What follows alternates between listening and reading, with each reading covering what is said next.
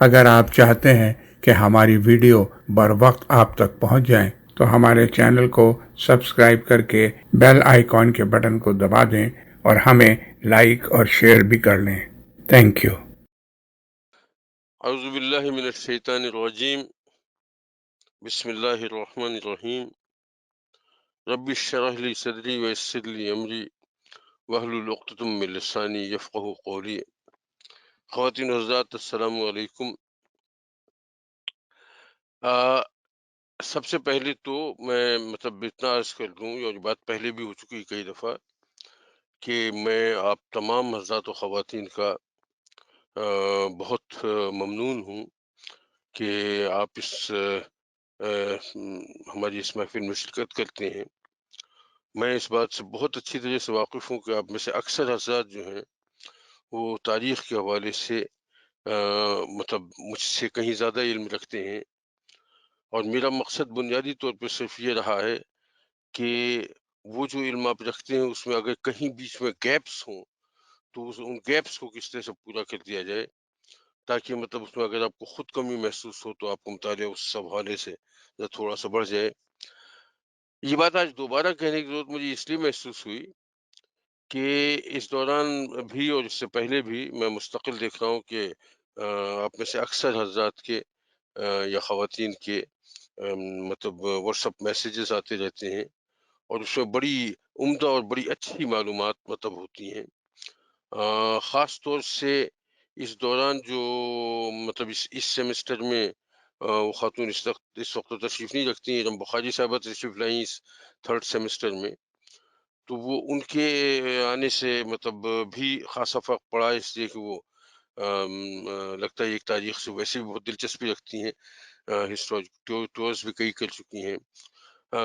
میں نام اور کسی کا نام بہتوں کو لیا جا سکتا ہے، تقریباً شاید سبھی ایسے ہیں جن کا نام لیا جانا چاہیے، تو میں نے صرف ایک نام اس لیے لیا ہے کہ ان کا اضافہ اس تھرڈ سیمسٹر میں ہوا ہے۔ باقی تمام حضرات جو ہیں وہ ایک دوسرے سے واقف ہیں، اور یہ بھی واقف ہیں کہ الحمدللہ ماشاءاللہ کتنے صاحبان علم ہیں۔ بہرحال آپ سب کو بہت شکریہ۔ میرا آج جو ارادہ تھا، اور انشاءاللہ اب بھی ارادہ کم و بیش وہی ہے، کہ ہم اسپین میں جو دور گزرا ہے مسلمانوں کا، اس میں اس کو خاتمے تک پہنچا سکیں۔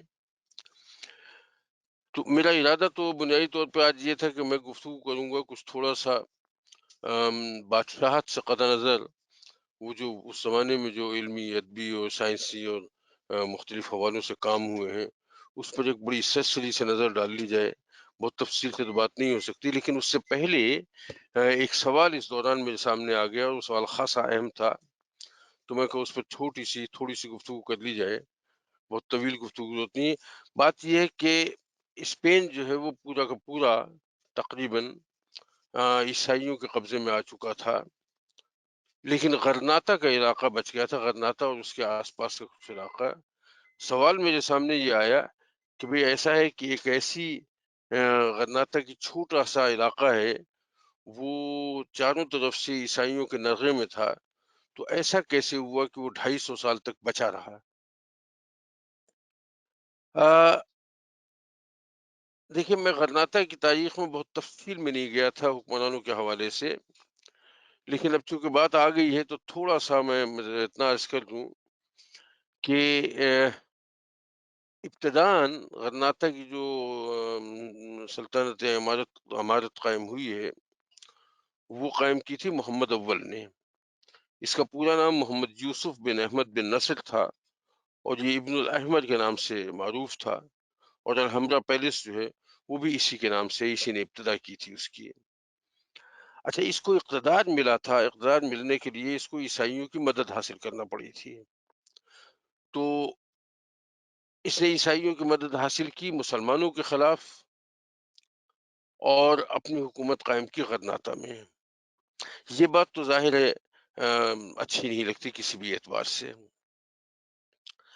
لیکن اس کے ساتھ یہ ہوا کہ اس شخص کو یہ اندازہ تھا کہ یہ جو جن فورسز نے میری مدد کر دی ہے وہ قابل اعتبار بہرحال نہیں ہے۔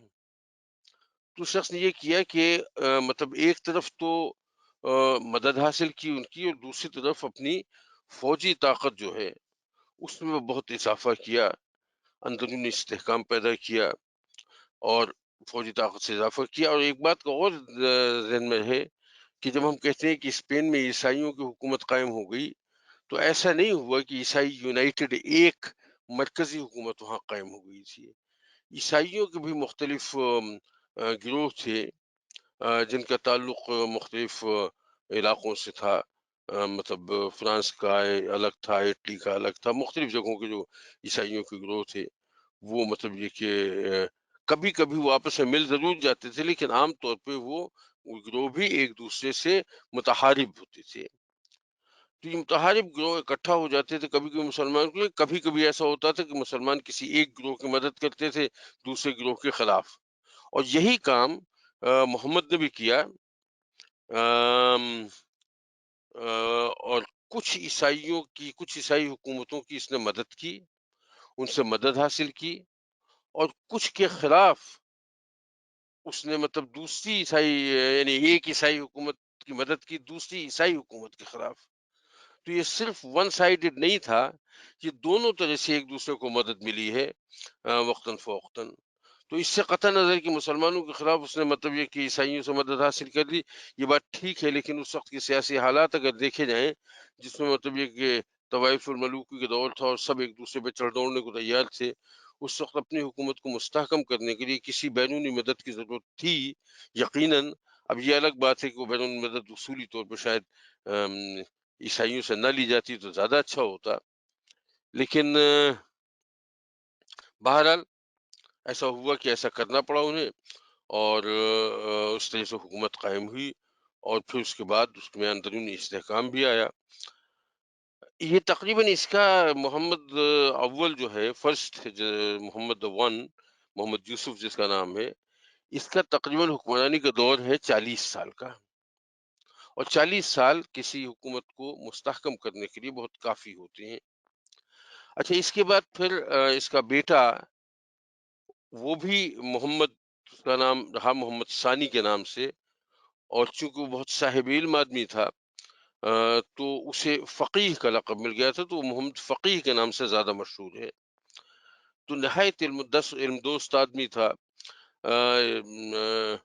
فقہ حکمت حدیث وغیرہ کی اس کے یہاں دروس چلتے رہتے تھے۔ شعر و شاعری سے بڑی سخت رغبت تھی اسے، بڑی سخت دشمنی نہیں، بہت اتم درجے کی رغبت تھی۔ انفیکٹ شعر و شاعری کے حوالے سے میں تھوڑی دیر میں عرض کروں گا جب ہم اس تفصیل میں جائیں گے، وہ تقریباً وتیرہ رہا ہے تقریباً تمام اسپین کے تمام حکمرانوں کا، علم ادب میں کے حوالے سے، اور اس کا دور بھی 30 سال کا دور رہا ہے۔ اچھا، اس کے بعد پھر تیسرا جو حکمران آیا اس کا بیٹا، وہ بھی محمد ثالث کہلایا۔ اس میں خیال یہ ہے کہ غرناطہ میں جو حکومتیں ہوئی ہیں اس میں غالباً 13 حکمران ایسے ہیں جن کا نام محمد کے ہی نام سے آیا ہے، محمد اول، ثان، دوئم، سوئم، چہارم، اس طرح سے ہوتے ہوتے یازدہم، بازدہم، سیزدہم، میرا خیال ہے 13 ہیں۔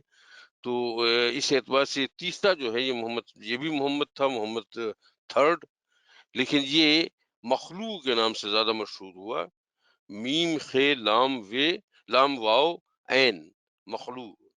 اس کا بھی معاملہ یہی تھا کہ بہت علم دوست آدمی تھا، اس کی عیسائیوں سے جنگیں ہوتی رہیں، اس کی بھی مستقل عیسائیوں سے جنگیں ہوتی رہیں، اور اس سے مطلب ایک فتوحات بھی حاصل ہوتی رہیں۔ اس سے پہلے محمد دوم کے بارے میں بھی ایسا تھا کہ اس نے جنگیں کی عیسائیوں سے، بڑی فتوحات حاصل کی ہیں۔ لیکن محمد سوم کے ساتھ یہ ہوا کہ 7 سال کے بعد اس کو ایک سازش کے تحت حکومت سے ہٹا دیا گیا، اور اس کا بھتیجا تھا نصر بن محمد، اس نے حکومت سنبھال لی۔ یہ نصر بن محمد کی خاص بات یہ تھی کہ علمی ادبی اعتبار سے تو اس کا بڑا اعلیٰ مقام تھا، لیکن جنگی معاملات میں یہ شخص کمزور تھا، اور اس اعتبار سے بدقسمت بھی رہا کہ اس کا پورا پیریڈ جو ہے وہ جنگ و جدال میں گزرا، تقریباً 5 سال کا ایسا عرصہ ہے۔ 5 سال بعد پھر اس کی حکومت کے خلاف بھی سازش ہوئی، اور محمد سوئم نے بھی دوبارہ آنے کی کوشش کی۔ تو محمد سوئم کو معاملہ تو یہ ہوا کہ وہ تو مطلب پکڑا گیا، اور پھر اسی میں اس کو مطلب قتل بھی کر دیا گیا۔ لیکن ابو الولید اسماعیل جو ہے اس کو حکومت مل گئی، اور یہ خیال ہے کہ یہ جو نصر بن محمد ہے اس کا پیریڈ تقریباً 5 سال کا ہے، اور اس کے بعد پھر ابو الولید اسماعیل جو ہے اس نے مطلب یہ کہ حکومت سنبھالی۔ میں یہاں تک آیا ہوں خاص طور سے اس لیے کہ وہ جنگ جس نے عیسائیوں کی کمر توڑ دی، اور اس کے بعد وہ طویل عرصے تک مسلمانوں کے سامنے نہیں آ سکے، وہ ابو الولید کے زمانے میں ہوئی۔ اسے جنگ البیسا کہتے ہیں، اور بڑی عجیب و غریب قسم کی جنگ تھی یہ۔ یہ سمجھیں کہ تقریباً کئی لاکھ کی فوج عیسائیوں نے اکٹھا کر لی تھی، اور وہ اکٹھا کر کے وہ آئے تھے ان کو غرناطہ پہ قبضہ کرنے کے لیے۔ اور ابو الولید جو تھا، ابو الولید اسماعیل، اس نے اپنی فوج اکٹھا کی تو کل 5,500 آدمیوں کی فوج اس کے پاس اکٹھا ہو پئی، جس میں سے 4,000 جو ہیں وہ سپاہی تھے، کیا کہتے ہیں پیادے تھے، اور 1,500 کے قریب سوار تھے۔ اچھا، یہ اور جو مقابلے فوج تھی وہ کئی لاکھ تھی۔ اچھا، اس نے یہ بھی کوشش کی کہ کسی طرح سے مطلب مراکش کی حکومت سے مدد لی جا سکے، لیکن وہاں سے بھی اسے مدد نہیں مل سکی، اور آخر میں یہ ہوا کہ ظاہر یہ بات بالکل سامنے آ گئی کہ اب ہمیں مطلب شکست تو کھانا ہی کھانا ہے، اس لیے کہ ظاہر تقریباً 2 یا 3 لاکھ کا لشکر تھا، بلکہ شاید اور زیادہ تھا جس کے سامنے آیا تھا۔ ان کے سامنے 5,000-5,500 کے لشکر کی کیا حیثیت ہوتی ہے۔ لیکن جب یہ ہوا کہ جنگ کرنا ہی ہے، یہ جب طے کر دیا کہ جنگ کرنا ہے، تو پھر اس کے بعد وہ جو مسلمانوں میں جہاد کا جذبہ آتا ہے، اور ایک طرح سے موت کی تمنا سامنے آ جاتی ہے مسلمانوں کو حکومت بچانے کے لیے، وہ صورتحال اس کے سامنے بھی آئی، اور اس نے اپنی فوج کو 4 حصوں میں تقسیم کیا۔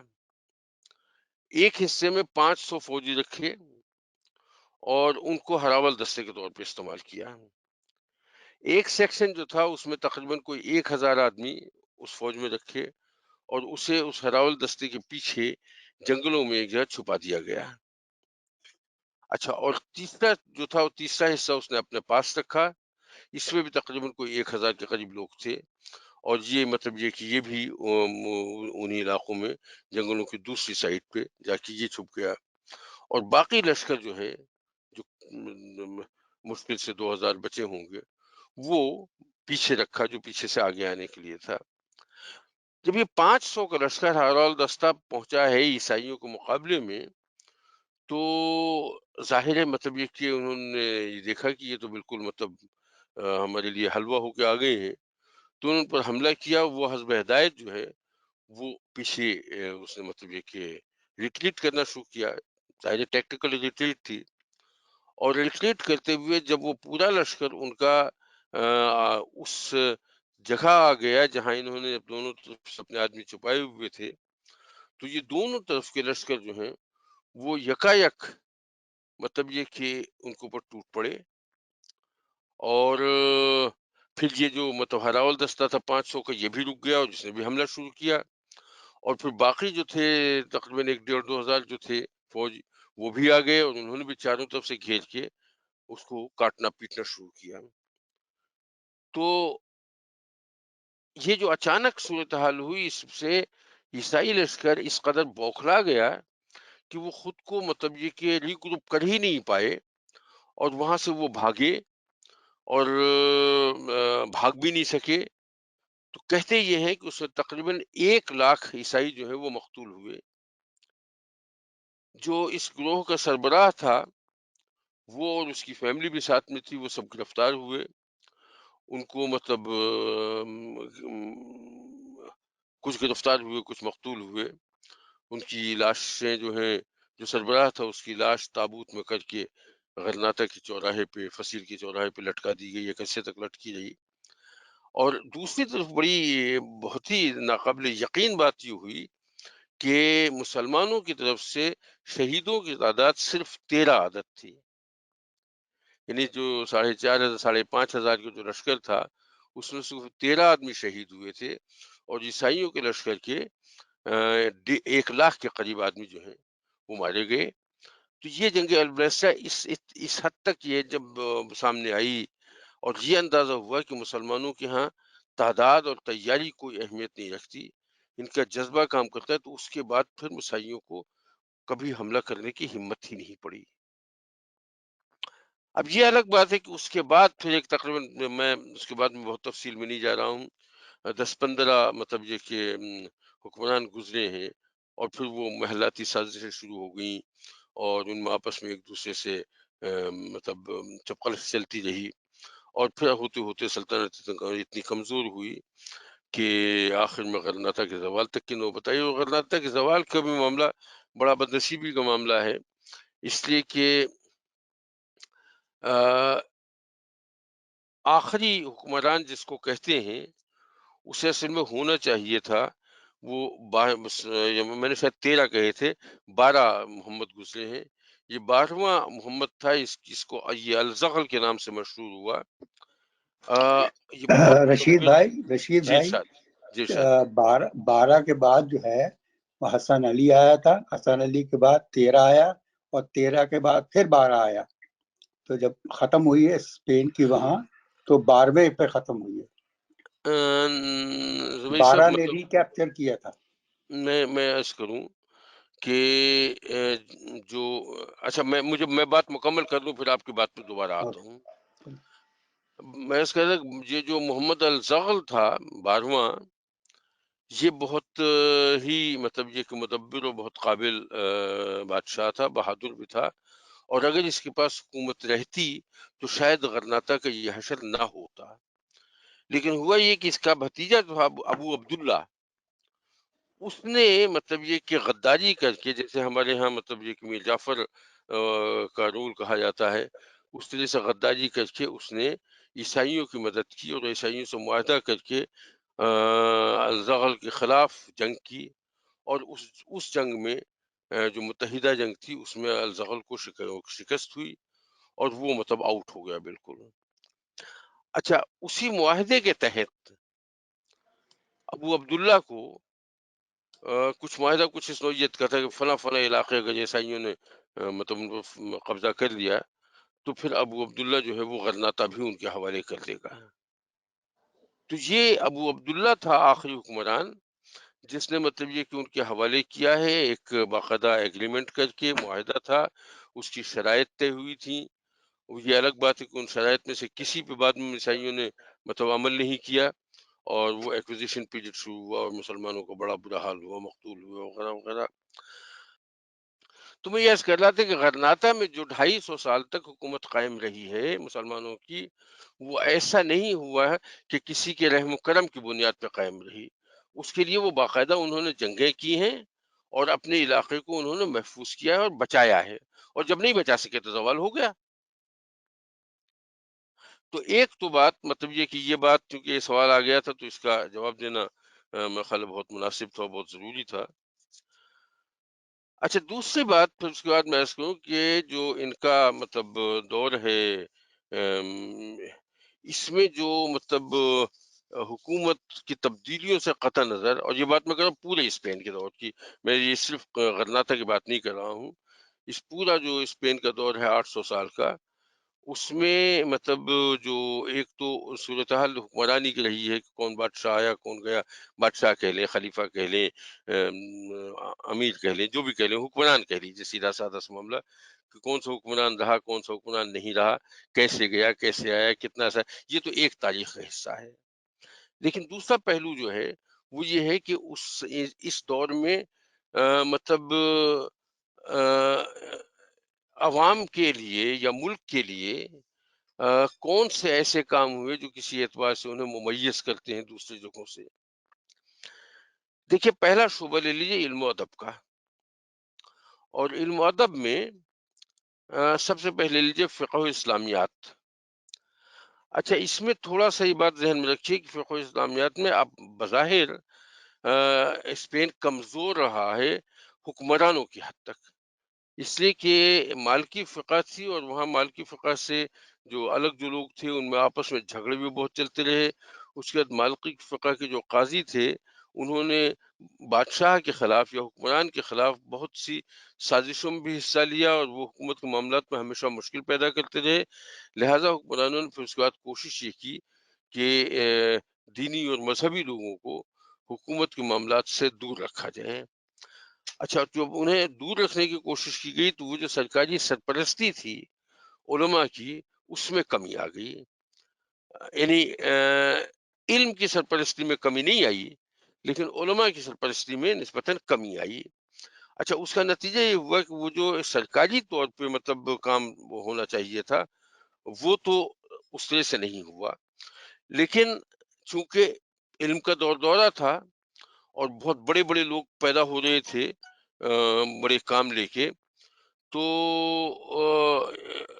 لوگوں نے انڈیویجولی اور یا آپس میں مل کے اس اعتبار سے بہت بڑا کام کیا۔ اب ایک تفسیر قرطبی جو ہے بہت مشہور تفسیر ہے، یہ اسی دور میں لکھی گئی، اور محمد بن عطیہ غرناطی کی تفسیر بڑی معروف ہوئی۔ امام باقی بن مخلد کی تفسیر جو ہے وہ بڑی اہم تفسیروں میں، بلکہ اس کے بارے میں کچھ لوگوں کی رائے یہ ہے کہ یہ تفسیر ابن کثیر جو ہے اس کی ہم پلہ تفسیر ہے۔ اسی طرح سے مالکی فقہ کے حوالے سے کتاب التہذیب لکھی برازئی نے، ابن رشد نے بھی مالکی فقہ کے حوالے سے النہایہ لکھی، اور ایک اور کتاب لکھی المستفصفی، ایک تو نام بھی مشہور ہے۔ یہ کتاب اصول فقہ پہ ہے، اور اس طرح سے اصول فقہ پہ ابو بکر شبلی کی ایک کتاب ہے بڑی، العواصم و قواسم۔ عیسیٰ بن دینار کی کتاب ہے ہدایہ۔ تو یہ مطلب اس اعتبار سے یہ میں نے چند نام لیے ہیں، بے تحاشا کتابیں لکھی گئی ہیں اور اس پر خاصا تحقیقی کام ہوا ہے۔ اسی طرح سے فن قرأت جو ہے اس کے اوپر امام شاطبی نے بڑا کام کیا، اور اس کو مطلب بہت ایک طرح سے مطلب آرگنائز طریقے سے کتابوں کی صورت میں ہے۔ احکام القرآن پہ بہت سی کئی کی تصانیف ہیں احکام القرآن کے حوالے سے۔ علم حدیث پہ بے انتہا کام ہوا۔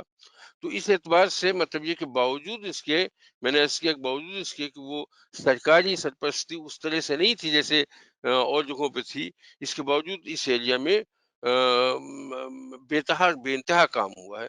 اب یہ خیال ہے کہ میں نے جیسے ابن رشد کا نام لیا، اس زمانے میں وہ زمانہ وہ تھا جب تخصیص نہیں تھی، اسپیشلائزیشن نہیں تھی۔ ایک ہی آدمی علم حیات کا ماہر بھی ہوتا تھا، طبیب بھی ہوتا تھا، نباتات کا بھی ماہر تھا، مذہب میں بھی فقہ و حدیث کا بھی ماہر تھا۔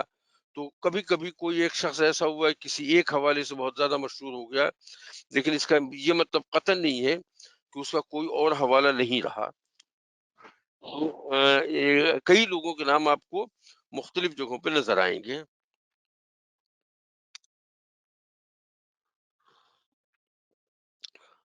ایک صاحب تھے اسماعیل بن قاسم،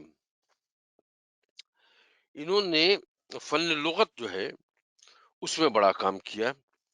ان کی کتاب ہے 12 جلدوں کی، اور نام اس کا بڑا دلچسپ ہے، نام ہے اس کا الف مقصورہ و ممدودہ و محموزہ۔ تو مطلب انہوں نے لغت کے حوالے سے 12 جلدوں پہ نہیں، ہاں نہیں 12 جلدوں پہ یہ کتاب ہے فن لغت میں۔ ابن غالب نے ایک کتاب لکھی کتاب الافعال۔ یہ ظاہر ہے کتاب الافعال سے مطلب اندازہ ہو جاتا ہے کہ فعل کی مختلف حالتوں کے بارے میں زیادہ اس پہ تفصیل سے گفتگو ہوگی۔ یہ بھی مطلب لغت اور صرف و نحو کے حوالے سے ایک کتاب لکھی گئی کتاب العالم فی لغت، یہ احمد بن آبان بن سعید کی کتاب ہے۔ اس کی خاص بات ہے اس کو مطلب لغت نہیں کہنا چاہیے، یہ بنیادی طور پہ اسے انسائکلوپیڈیا کہنا چاہیے بنیادی طور پہ، اس لیے کہ یہ بہت بڑی کتاب تھی، 100 جلدوں میں یہ کتاب لکھی گئی، اور کہتے یہ ہیں کہ دنیا کی کوئی چیز، آسمان اور زمین کی کوئی چیز ایسی نہیں تھی جو اس وقت انسانوں کے علم میں ہو، جس کتاب میں اس کا تذکرہ نہ ہو۔ تو یہ مطلب لغت سے زیادہ انسائکلوپیڈیا کی اس کی حیثیت تھی۔ اسی طرح سے ایک النواجد ایک کتاب جو ہے لغت کی، یہ بھی اسماعیل بن قاسم کی ہے۔ علم نحو میں بے شمار کتابیں لکھی گئیں۔ ابن عبدالربات قرطبی جو ہیں، انہوں نے عربی ادب کی تاریخ پہ بڑی عمدہ کتاب لکھی، جیسے ہمارے یہاں اردو میں کچھ لوگ مشہور ہیں، رام بابو سکسینہ نے تاریخ ادب اردو لکھی، یا ڈاکٹر جمیل جالبی جو ہیں، انہوں نے 4 جلدوں میں بڑا حق ادا کیا ہے، بہت طویل تاریخ اردو ادب کی تاریخ۔ اس طرح سے عربی ادب کی تاریخ جو ہے وہ عقد الفرید کے نام سے لکھی گئی۔ ابن حزم جو ہیں، ان کی شہرت ویسے تو مفکر کی ہے، لیکن یہ کہ مطلب ان کا زبان و بیان پہ بھی بڑا کام رہا۔ ان کی کوئی 400 سے زائد کتابیں مختلف حوالوں سے، جن میں سے بہت سی لغت میں بھی ہیں۔ تو یہ ایک طرح سے یہ سمجھیے کہ لسانیات جو ہے زبان کے حوالے سے، یہ کام اس زمانے میں پورا ہوا۔ شاعری کے حوالے سے، شاعری جو ہے وہ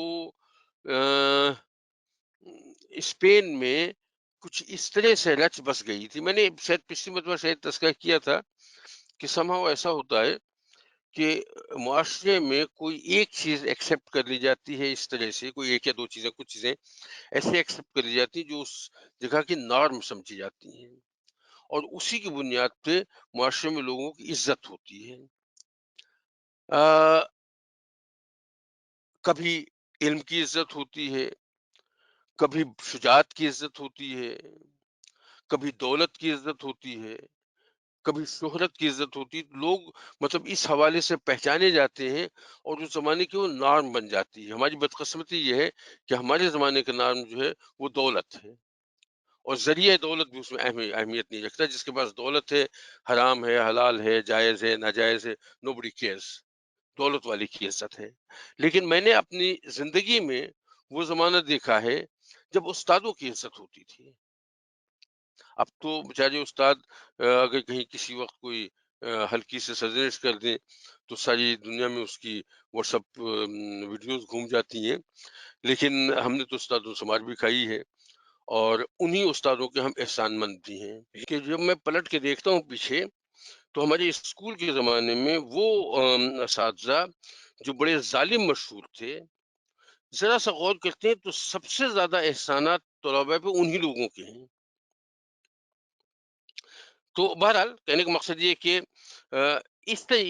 یہ بات تو بس ابھی تذکرہ آ گئی تھی، لیکن بات یہ کہ اسپین کے پورے دور میں چونکہ اس کے حکمران زیادہ تر صاحبان علم رہے ہیں، لہذا علم، شعر و شاعری، ادب، فقہ، یہ ساری چیزیں جو ہے نارم بن گئی تھیں، اور چھوٹا سے چھوٹا مطلب یعنی صاحب حیثیت آدمی جو کہیں کا نواب ہو یا کہیں کا کسی اعتبار سے وڈیری کی حیثیت رکھتا ہو، اس کے یہاں بھی یہ ضروری تھا کہ اس کے پاس کچھ صاحبان علم اس کے آس پاس ہوں، اگر نہ ہو تو وہ قابل عزت نہیں سمجھا جاتا تھا۔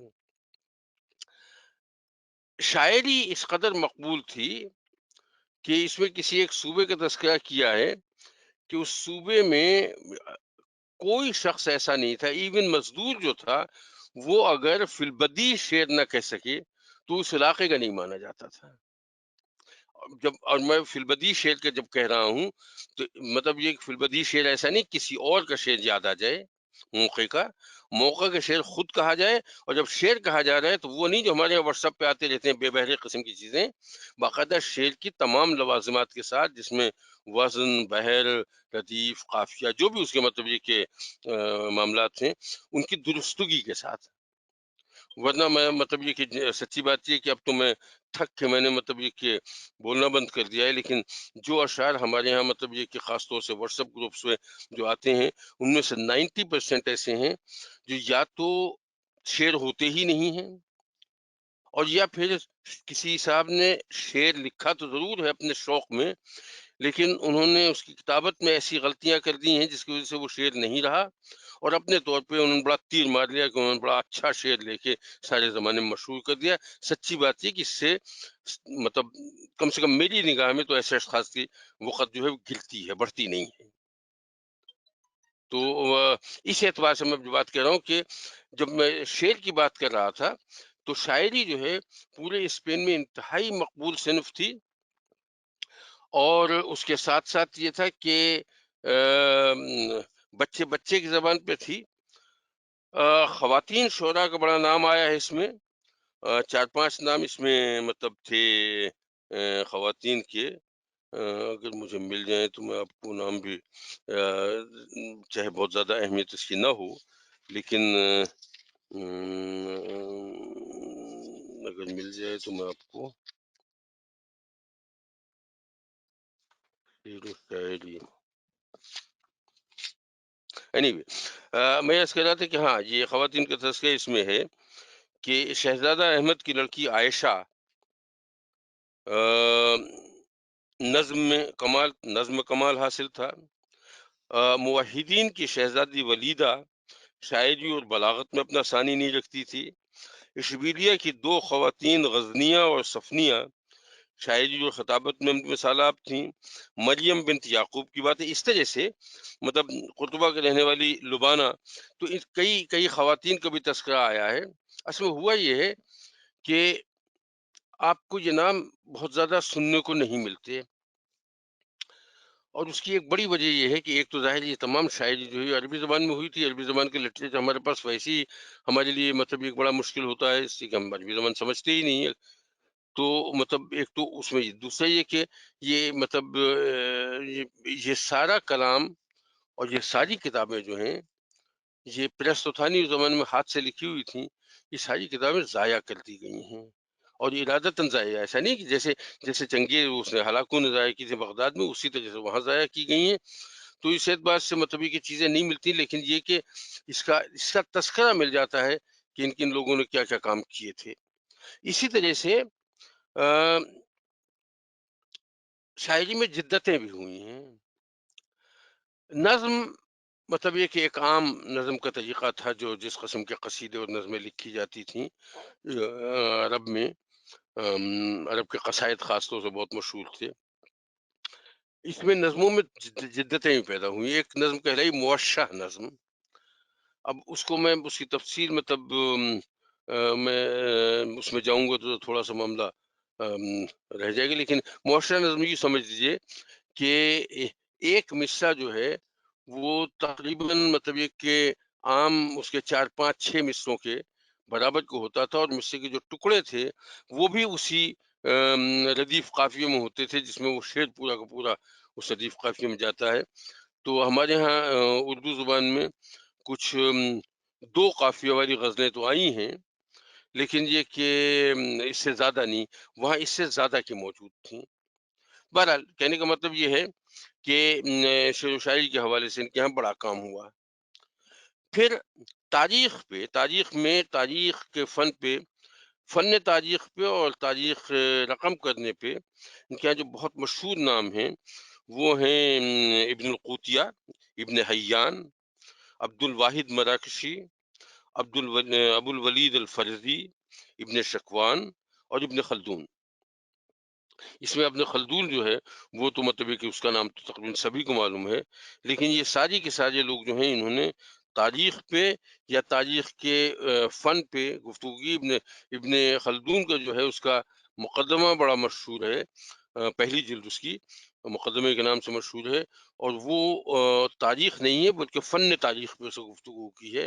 اور یعنی ویسے تو بات آپ سب لوگوں کو معلوم ہوگی لیکن میں دوہرا دیتا ہوں کہ اس فن تاریخ میں گفتگو کرتے ہوئے ابن خلدون نے 8 شعبے جو ہیں وہ متعین کیے تھے. کسی جگہ کی تاریخ کو سمجھنے کے لیے ان شعبوں کو سمجھنا ضروری ہے جس میں سوشیالوجی وغیرہ بھی شامل تھے.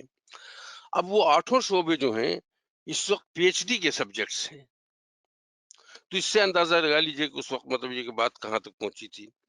اسی طرح سے جغرافیہ کے حوالے سے بڑا کام ہوا. جغرافیہ کے حوالے سے یہ تھا کہ ایک کتاب ہے ابو الفدا کی وہی ہوا کہ اوریجنل چیزیں تو غائب ہو گئیں، لیکن ابو الفضا کی ایک کتاب ہے جس میں 60 جغرافیہ دانوں کا تذکرہ ہے۔ اس زمانے میں نقشے جو ہیں وہ عام طور پہ ریشم کے کپڑے پہ بنائے جاتے تھے، اور وہ جو پہلے سنہرے تار ہوتے تھے ان سے باقاعدہ مطلب یہ کہ اس کو ڈیزائن کیا جاتا تھا، اس پہاڑ، دریا، سمندر اس جیسے ابھار کے باقاعدہ وہ اسے دکھایا جاتا تھا۔ اور اس میں بہت سے نام ہیں، جس میں ابن بطوطہ کا نام بھی ہے، المزنی غرناطی کا نام بھی ہے۔ ایک صاحب ادریسی ہیں، شریف ادریسی، یہ انہوں نے تو اپنے گھر کے اندر باقاعدہ ایک طرح سے نظام شمسی جو ہے وہ بنایا ہوا تھا، اور اس نظام شمسی سے وہ جو مطلب اس کو پیدل کرتے تھے ایکچوئل نظام شمسی سے، اور اس سے مطلب یہ کہ وقت وغیرہ کا تعین وغیرہ کیا جاتا تھا۔ تو اس حوالے سے ان کا بڑا کام تھا۔ پھر آ جائیے آپ فلسفے پہ۔ کچھ نام آپ کے سنے ہوئے ہوں گے، کچھ نام شاید نئے بھی ہوں۔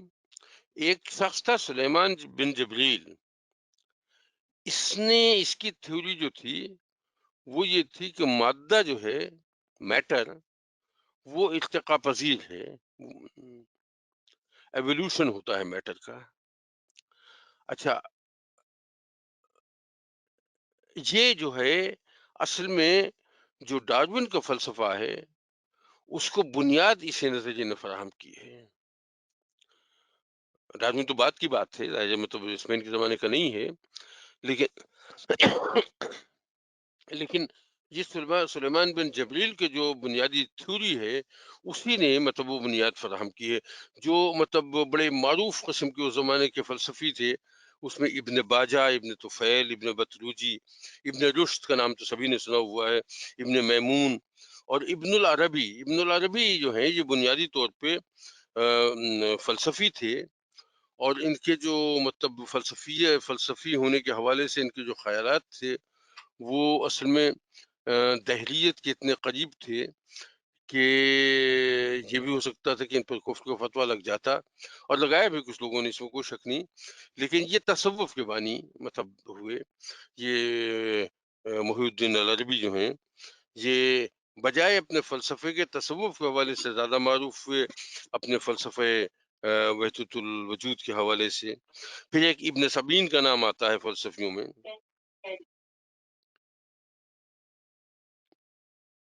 جی، پھر آئیے شعبہ سائنس پہ۔ شعبہ سائنس پہ میں نے عرض کیا تھا کہ مطلب ایک تو علم حیات کی بات تھی، جس میں مطلب علم حیات سے مراد فلکیات کی جو وہ ہے، اور اس پر بہت سے لوگوں نے کام کیا ہے۔ المجیتی کا نام آتا ہے، قرطبی کا، الزرقالی جو ہیں یہ طریتلی تھے، ابن افلاح اشبیلیہ کے تھے، ابن فرناس جو ہیں ان کے بارے میں میں نے شاید عرض کیا تھا، شاید میں کہیں غلطی کر جاؤں کوئی، کہ انہوں نے گھر کے اندر مطلب اپنا وہ بنائی تھی حیات آسمانی، اور صرف حیات آسمانی ایسی نہیں تھی، اس میں باقاعدہ مطلب آسمان اور زمین اور چاند ستارے تو سیارے وغیرہ تھے ہی، لیکن ستارے وغیرہ بھی تھے اس کے ساتھ، مطلب کچھ اب مجھے معلوم نہیں کہ کیسے کیا ہوگا کہ اس میں باقاعدہ بادل کی بجلی کی چمک اور کڑک وغیرہ جو ہے اس سب کا انتظام اس میں کیا گیا تھا۔ اور یہ کوئی ظاہر ہے اس زمانے میں ہمارے یہاں چونکہ ایسے آلات تو تھے نہیں، تو یہ بڑے مطلب کمال کی بات ہوگی کہ اس وقت انہوں نے یہ چیزیں مطلب یہ کس طرح سے بنا لی تھیں۔ اس میں ایک مسلم بن احمد صاحب ہیں سائنس کے حوالے سے، یہ ان کا جغرافیہ اور سائنس کے حوالے سے، حیات کے حوالے سے انہوں نے جو چیزیں ایجاد کی تھیں اس میں مطلب ڈائریکشنز اور جگہوں کی کیلکولیشن، یعنی اس حد تک تھا کہ ان صاحب کو صاحب القبلہ کہا جاتا تھا۔ ابن سمینہ تھا، اور ابن خلدون کا نام یہاں بھی آیا گا بالکل۔ تو اور اسی سائنسی کے حوالے سے دوسرا کام جو ہوا وہ ہوا، یہ کہاں گیا ہے،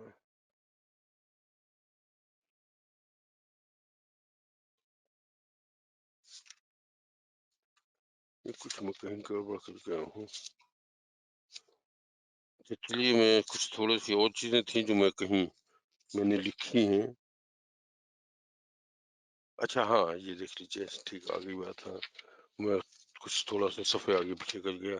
خیر، کیمسٹری پہ بڑا کام ہوا. کیمسٹری میں بھی ایک بنیادی طور پہ ایک اصول سامنے رہا، اور اصول یہ رہا بنیاد میں کہ اس میں تمام معدنیات جو ہیں، زمین سے نکلنے والی منرلز جو ہیں، ان میں ایک ہی جوہر ہے، اور اس جوہر کی جو کوانٹٹی ہے وہ مختلف معدنیات جو ہمیں نظر آتی ہیں اس میں اس کوانٹٹی کا ریشیو جو ہے وہ کم زیادہ ہو جاتا ہے، اور اس وجہ سے مطلب جو ہمیں معدنیات کی مختلف صورتیں نظر ملتی ہیں دیکھنے میں. تو اگر کسی طرح سے مصنوعی طریقے سے اگر ایسا کوئی طریقہ معلوم کر دیا جائے کہ اس جو جوہر ہے، اس کا جو ایٹم ہے، اس کی مقدار کو کم و بیش کر دیا جائے، تو کیمیکل ریئیکشن کے حوالے سے اس چیز کی حیت بدل سکتی ہے. اور اس میں سب سے بڑا فلسفہ جو سامنے آیا معاملہ وہ یہ ہے کہ اس طرح سے تانبے کو سونا بنایا جا سکتا ہے. یہ کیمیا گری جو ہمارے یہاں بہت مشہور ہوئی، تو اس پر مطلب یہ کہ اس کی ابتدا اصل میں وہیں سے ہوئی ہے. اچھا، اور اس سے بڑا کام ہوا، یعنی بڑے بڑے لوگوں نے، بہت بڑے بڑے لوگوں نے بڑے کام کیے، لیکن یہ ہوا کہ اس میں تو کامیابی نہیں ہو سکی، اس میں تو. لیکن ہوا یہ کہ اس کی وجہ سے ضمنی چیزیں بہت سی ایسی آئیں جو اس زمانے میں بہت استعمال ہوئی اور بعد میں بھی سائنس میں بہت استعمال ہوئی. مثال کے طور پہ کرسٹلائزیشن جو ہے، اس کا میتھڈ جو اسی وقت اسی جگہ پہ مطلب اسی سلسلے میں ہوا. سبلینیشن جو ہے، تقطیر جسے کہتے ہیں، یا فلٹریشن ہے، یا سولوشن جو ہے، یا اسی زمانے میں جو چیزیں مطلب کیمسٹری کے حوالے سے ہمیں آج عام سے لگتی ہیں، نائٹرک ایسڈ یا سلفورک ایسڈ، یہ سب اس زمانے کے میں اسی پروسیس میں، یہ کیمیاگری کے پروسیس میں یہ ساری چیزیں ایجاد ہوئی ہیں، دریافت ہوئی ہیں. تو یعنی یہ فن بھی سونا بنانے کے حوالے سے تو ایک طرح سے ناکام رہا، لیکن اس سے سائڈ میں بہت سی چیزیں سائنسی حوالے سے دیتی ہیں. اور اسی طرح سے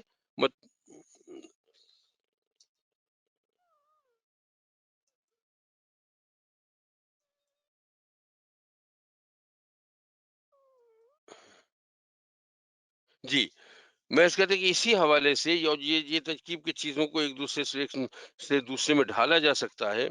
اسی میں معدنیات کو گلانے کا طریقہ نکالا گیا. اور عباس بن فرناس ایک شخص تھا، سائنسدان تھا، بہت بڑا. اس کے دو کارنامے بہت مشہور ہیں. ایک تو اس نے پتھر سے شیشہ بنایا، اور مطلب یہ کہ پتھر سے شیشہ بنایا اور کلر لیس. عام طور پہ شیشے جو بنتے تھے وہ مطلب اس کا جو بھی مٹیریل، شیشے کا جو مٹیریل ہوتا ہے وہ عام طور پہ کسی بیس کلر کے ساتھ ہوتے تھے.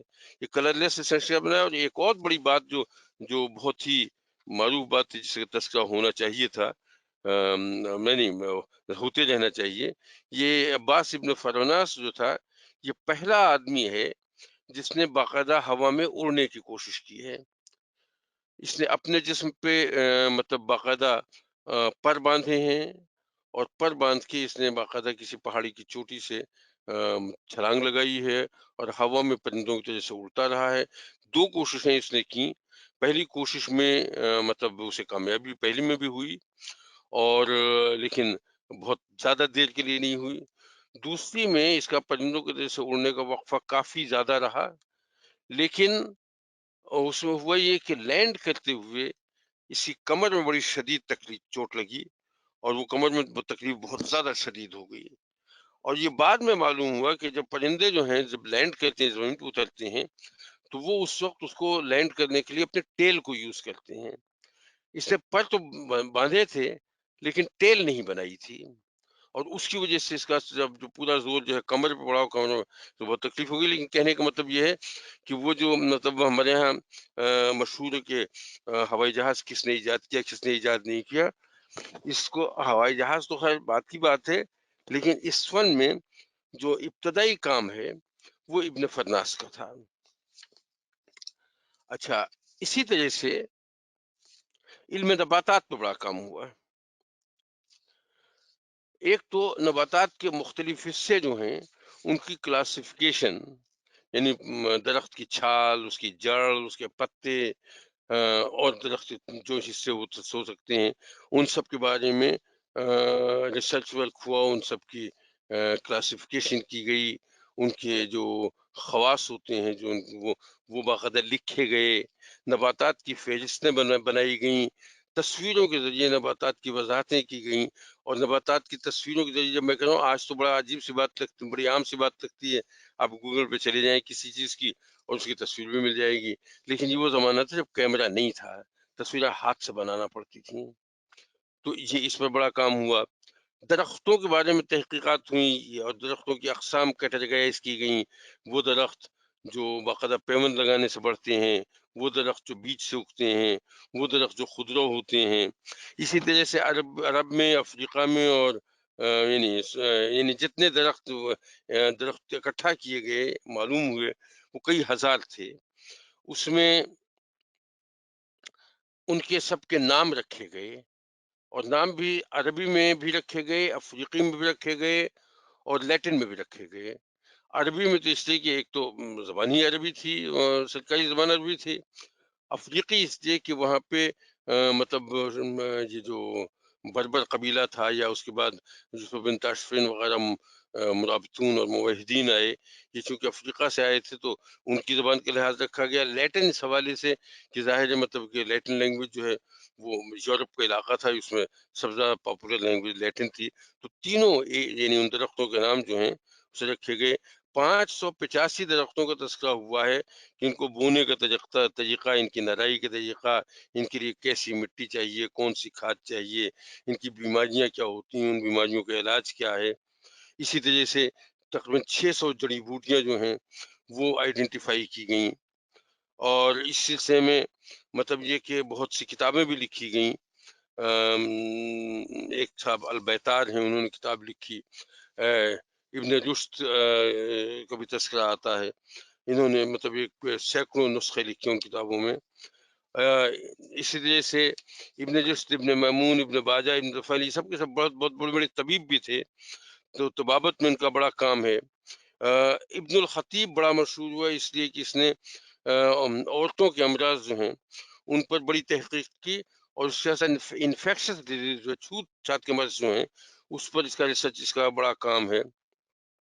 الزہراوی جو ہے، الزہراوی کا کام سرجری میں بہت ہے، سرجری میں اس کی کتاب جو ہے وہ مطلب یہ کہ بڑی بہت بڑی کتابوں میں شمار کی گئی ہے، اور وہ جو اس وقت سرجری ڈپارٹمنٹ ہمارے یہاں اس وقت کی سرجری کی صورت ہے، اصل میں اس کی بنیاد جو ہے وہ زہراوی کی اس کی کتاب جو ہے، اس میں انہوں نے باقاعدہ زخموں کی قسمیں، اور کیا کہتے ہیں بغیر آپریشن کے پتلی نکالنے کا آلات جراحی جو استعمال ہوئے جو بنائے، اس نے ان کی تصاویر۔ اس کے بعد ابن زہر ہیں، ان کا بڑا کام ہے، اور اس طرح سے مطلب ایک اور ابن الہیثم کا تذکرہ آتا ہے۔ ابن الہیثم خاص طور سے آپٹکس کا، آپٹیکل اس کے حوالے سے، آنکھوں کے حوالے سے اب تک جو مطلب وہ علم ہے بنیادی، وہی اس وقت بھی جو آنکھوں کے اندر جو ایک وہ کیا کہتے ہیں اسے، قرنطینہ کہتے ہیں، کیا کہتے ہیں، وہ جو ہے وہ اس کا کام ہے۔ تو اس اعتبار سے سمجھنے کے ادویات کے حوالے سے ایک تو کام ہوا سرکاری سرپرستی میں یہ۔ دوسرا، گورنمنٹ نے اس کا کام یہ کیا، حکومتوں نے، کہ میڈیکل کو بالکل اوپن نہیں کر دیا، وہ بالکل کیفیت وہی تھی جو آج ہے، کہ آپ کو اگر میڈیکل پریکٹس کرنی ہے تو اس کے لیے باقاعدہ آپ کو طبابت کا امتحان دینا پڑے گا۔ سخت امتحان ہوتا تھا، یعنی پہلی بات تو یہ کہ انہیں سخت امتحان ہوتا تھا، اس کے بعد اجازت ملتی تھی۔ پھر اس کے بعد دواؤں کی قیمتیں جو ہیں اس کا تعین حکومت کرتی تھی، اور کہیں اگر تھوڑے سے اس میں ڈیویشن نظر آئے کہیں تو اسے سخت سزائیں ملتی تھیں۔ تو اس اعتبار سے مطلب یہ کہ سمجھنے کہ طب کے حوالے سے بڑا کام ہوا۔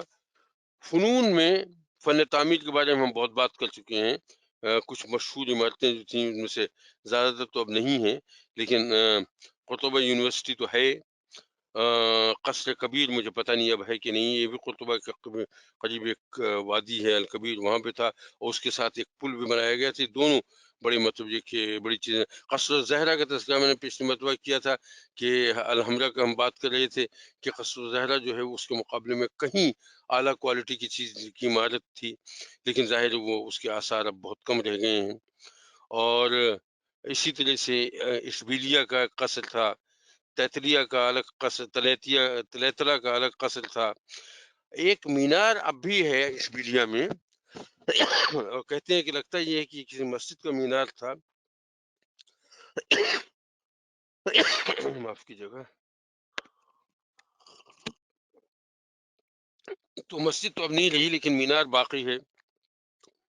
اور اسی طرح سے خطاطی کا پہ بڑا کام ہوا. خطاطی جو لوگ وہاں گئے ہیں اور وہاں کی عمارتیں وغیرہ دیکھی ہیں، وہ عمارتوں میں تو خیر ہوا ہی ہے جو کام خطاطی کا وہ ہے، لیکن اس کے ساتھ مطلب صرف وہ عمارتوں کی حد تک محدود نہیں رہا.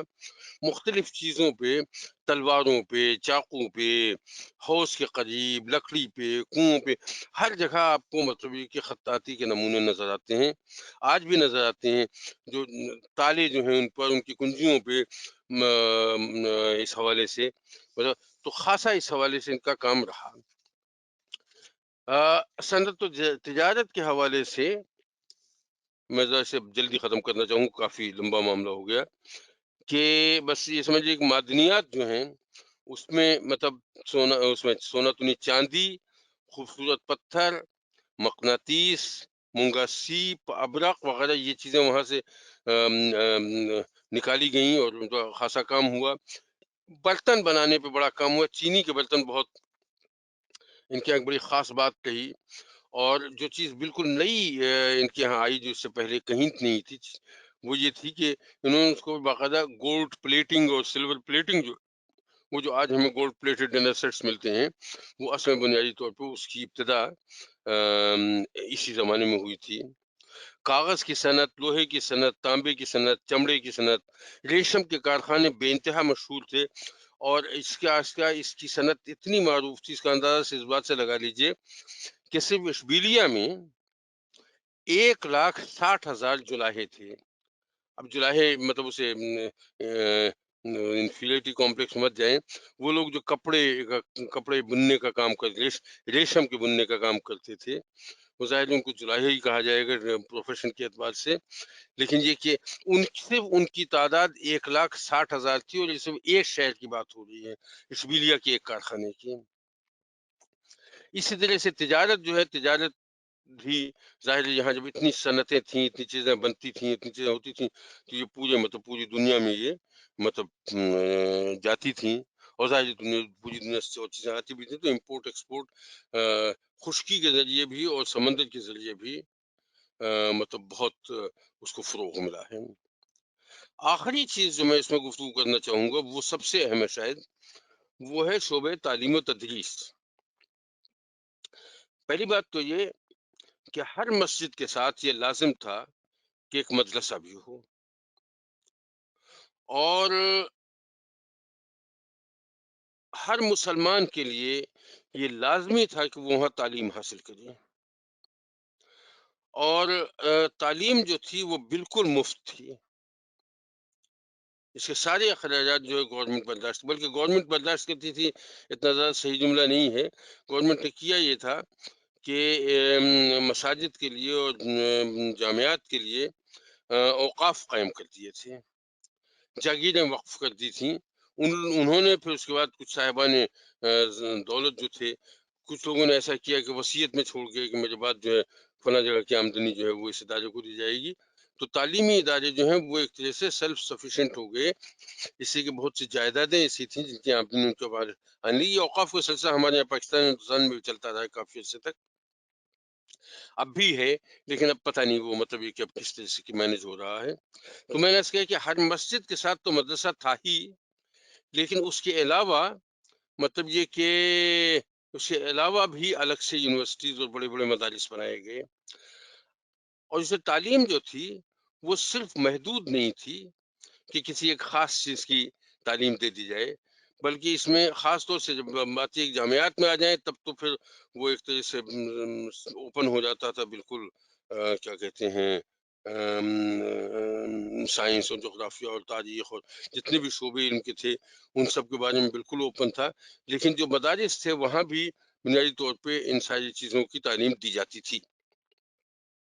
خاص طور سے یہ آج کل کے حوالے سے ہمارے لیے بہت اہم ہو گیا ہے کہ جو مطلب وہ قانون دان تھے ان کے لیے ایک بات تو یہ تھی کہ ان کے لیے مذہبی یعنی قانون کی پریکٹس کرنے کے لیے سب سے بڑی بات یہ تھی کہ آپ پاس مذہبی سند ہونا ضروری ہے، ریلیجیس سرٹیفکیشن، اس لیے کہ دیکھیے اس وقت جو قانون تھا بنیادی طور پر شرعی قانون تھا، تو کسی ایسے شخص کو جو لا پریکٹس کرنا چاہتا ہو اگر وہ شرعی قانون سے واقف نہیں ہے یا اس کے پاس سند نہیں ہے اس کی، تو مطلب یہ کہ ظاہر ہے اس کے لیے بات ممکن نہیں تھی۔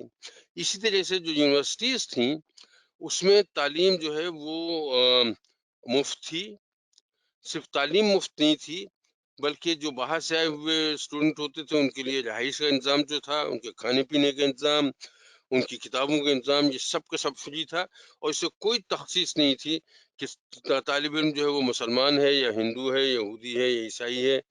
ہندو تو شاید اس وقت نہ رہے ہوں یا ممکن ہے ہوں بھی، لیکن یہ کہ خاص طور سے یہودی اور عیسائی کا تذکرہ آیا ہے کہ مذہب کی کوئی تخصیص نہیں تھی، اور بڑے بڑے جو عیسائی جو ابتدائی علماء ہیں ان کی اسکالرز، ان کو میں سے اکثر کے بارے میں پتہ چلتا ہے کہ ان کی جو تعلیم تھی وہ قرطبہ یونیورسٹی کی تھی۔ اسی طرح سے ظاہر ہے جب اتنا کچھ مطلب ہوگا تو پھر کتابیں جو ہیں وہ بھی چاہیے اور کتابیں لکھنے والے بھی چاہیے، تو خاص طور سے مطلب یہ کہ بڑی بڑی لائبریریز میں بڑی بڑی لائبریریز تھیں، وہاں کتابیں لکھنے والے، کتابیں نقل کرنے والے، کاپیز بنانے والے، اور اس طرح سے مطلب یہ کہ ان کو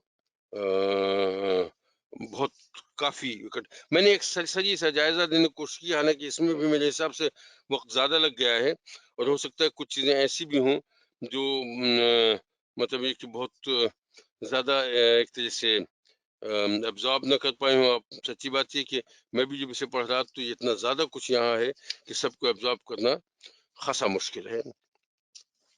اچھا، اب اس سٹیج پہ میں اب تھوڑا سا یعنی یہاں پہ ہم اسپین کے معاملے کو بالکل چیپٹر کلوز کر رہے ہیں۔